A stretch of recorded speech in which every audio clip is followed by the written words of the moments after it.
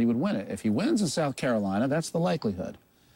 I don't think that's going to happen. But both Gingrich and Santorum potential to keep going. Both Gingrich and Santorum want to be the last conservative in the race, and they're both seem to be refusing to give up that idea. And they were, and that's why Santorum was pretty much going after Newt Gingrich tonight, and to try and say, look, I'm the real conservative here.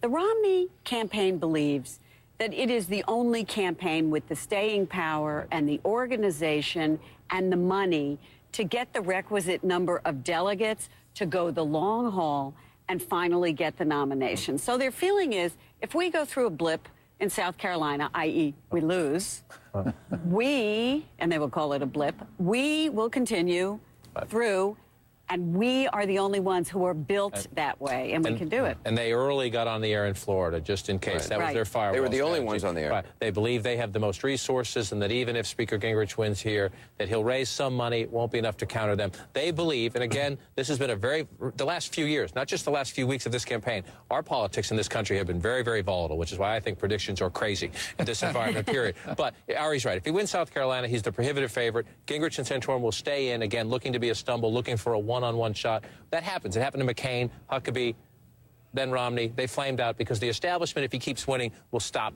Will clamp the money down for the other candidates.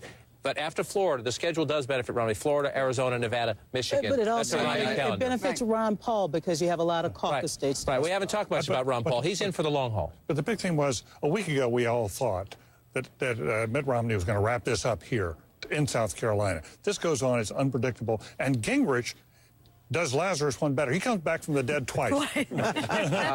People focus on him for a third time. We got to take a quick break. Here's a real tease. Eric Erickson tweeted today, quote, "One day I hope to tell the story of what happened these last 3 days, but not now." We'll ask him what he meant by that. Hey, we're back with our panel: John King, David Gergen, Ari Fleischer down in Brazil, Gloria Borger, and Eric Erickson.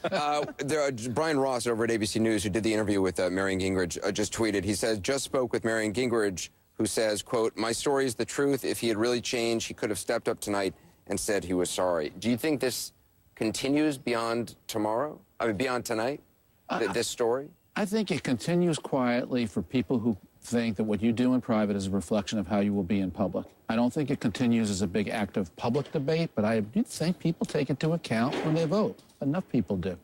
Oh, I think it's going to go on because he said tonight she's lying. And she says, no, I'm not. That invites the press to come sort of pursue it, and it's going to have continual repercussions. Gloria's point about women voting. Yeah, there are a lot of issues like that. Eric Erickson, so this tweet you said about you'd someday like to figure out what happened in the last 3 days. What do you mean by it? Well, you know, Anderson, I'm wearing the same tie tonight I wore a couple months ago when I announced Rick Perry's candidacy from a stage in Charleston. In the last 3 days, have seen firsthand the turmoil behind the scenes in the Perry campaign and somehow fell into a role of lots of people calling me these last few days. Eric, in terms of this race, what's going to happen here on Saturday? Has your mind changed? What do you think will happen? I think that Newt Gingrich has strong momentum to go into Saturday. He picked up a very key endorsement, the Speaker of the House of Representatives, who has a strong grassroots organization in every county in South Carolina. We got to wrap it up there. You're all going to be pleased I didn't ask you for your predictions. Thank you to all the panel. Thanks for watching the 360. We're going to be in Charleston again tomorrow night. Thanks to everyone here. If you missed any of tonight's debate, you can see it, all of it, well, starting just about now. See you tomorrow.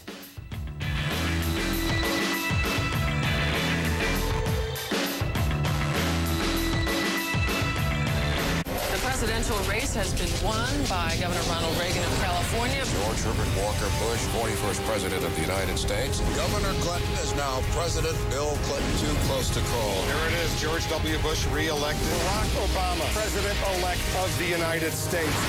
This is CNN.